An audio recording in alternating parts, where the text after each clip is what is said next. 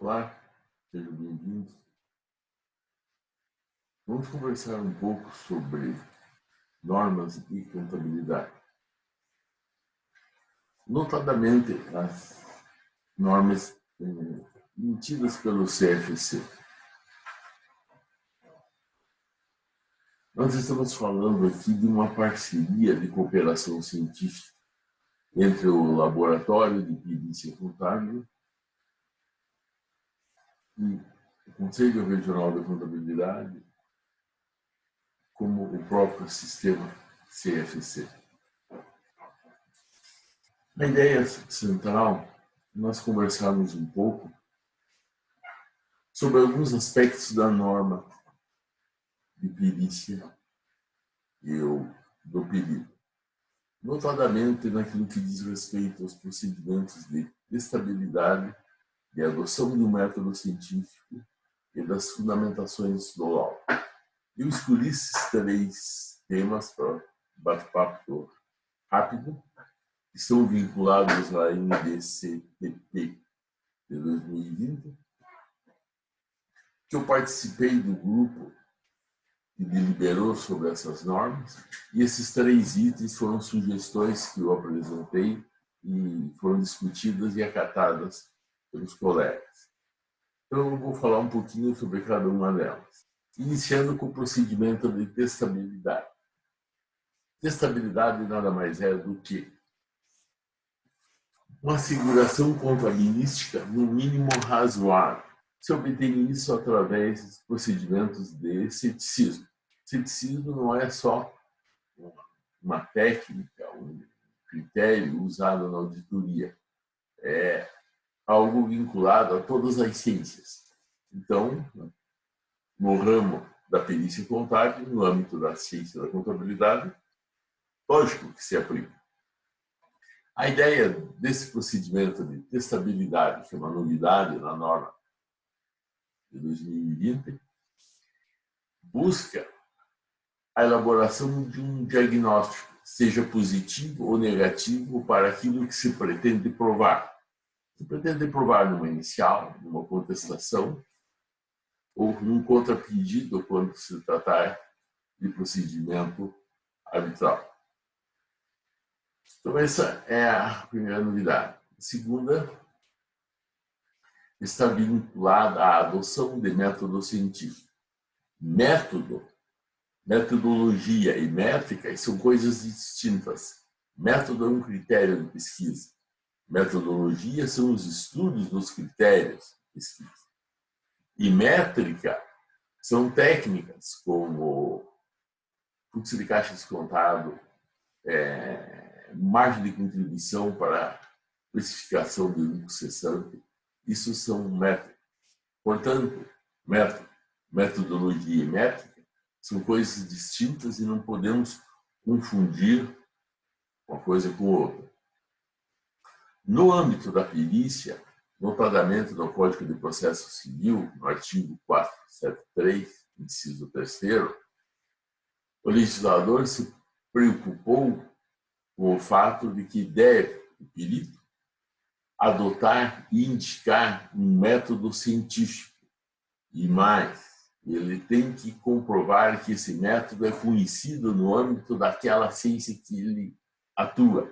Por exemplo, a física é o método da experimentação. A contabilidade pode ser o método raciocínio lógico contábil, pode ser o método indutivo axiomático, que foi desenvolvido pelo saudoso Lopes de Sá. Mas método é um critério de pesquisa. E cada ciência possui um ou mais critérios de pesquisa. O próprio Código Processual determina que o juiz vai apreciar a prova, laudo pericial, considerando o método. Isso em sintonia ao artigo 479.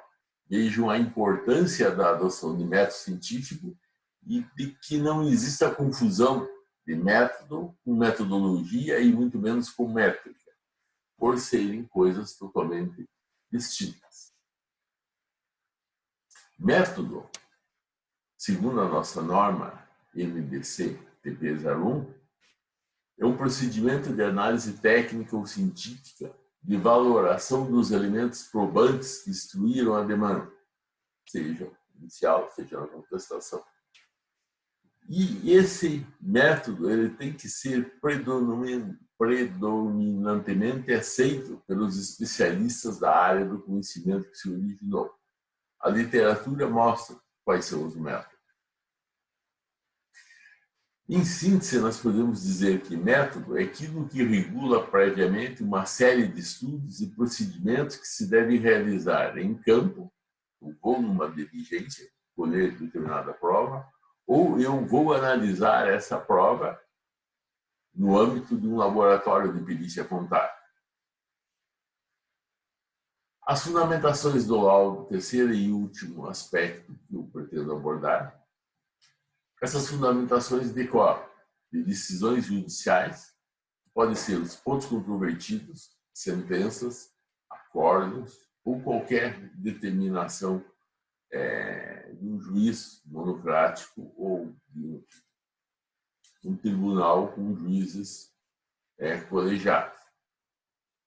Segundo item, na ordem hierárquica da fundamentação do laudo, é a doutrina, ou seja, a literatura especializada. Se nós estamos falando de uma indenização, cumprimento de um contrato de locação não residencial, avulta a questão do goodwill. Então, a literatura especializada em goodwill que esteja vinculada ao contrato de locação residencial. E assim sucessivamente.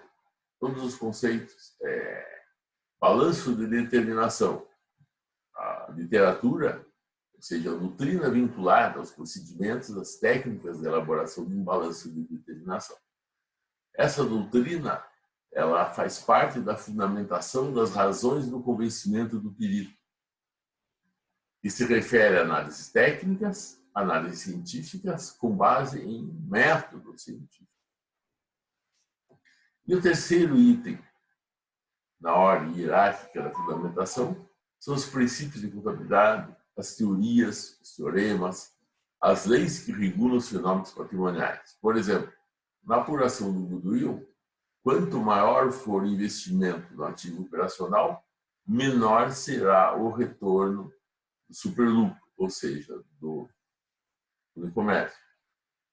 O contrário também é verdadeiro. Isso é uma lei científica, assim como as 3 leis de Isaac Newton no âmbito da física. Cada área de conhecimento e cada fenômeno possui leis próprias. Isso, então, naturalmente, faz parte de uma fundamentação de um laudo pericial. A doutrina, em especial, é a literatura clássica consagrada. Como exemplo, o saudoso Lopes de Sá, o livro Perícia Contábil dele, está na 11ª edição. Está no mercado há mais de 20 anos. Isso foi consagrado pela leitura de vários colegas. Se não existisse essa leitura, não existisse um retorno, quer seja econômico, quer seja educacional, não estaria essa obra na 11ª edição. Portanto, a literatura ela é consagrada quando ela é lida, quando ela é aplicada em universidades e permanece no mercado por vários anos, décadas, uma série de novas edições. A doutrina, então, é usada em laudo, pode ser usada na inicial, pareceres para embasar a inicial, ou para embasar contestação, e também os juízes a usam em sentenças. Serve para solucionar lacunas e evitar interpretações polissêmicas ou ambíguas.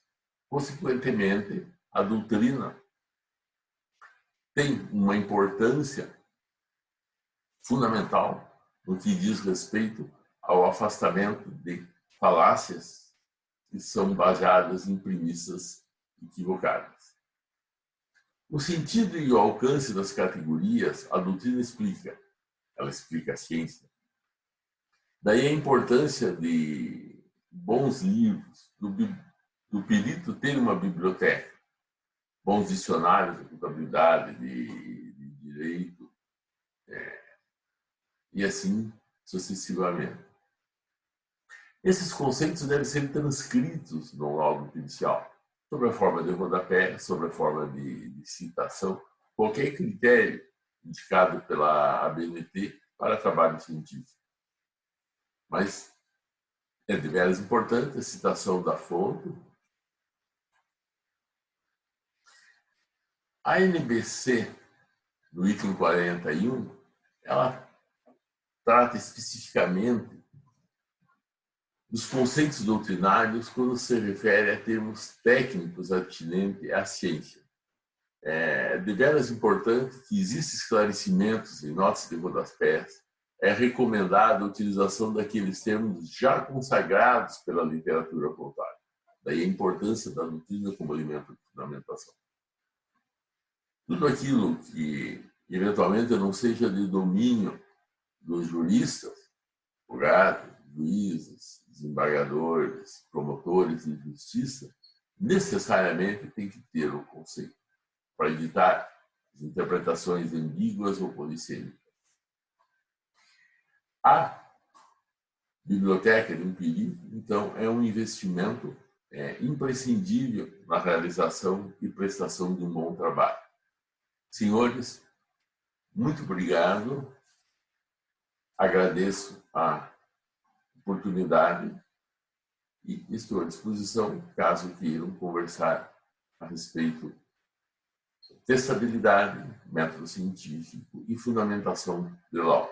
Um abraço a todos.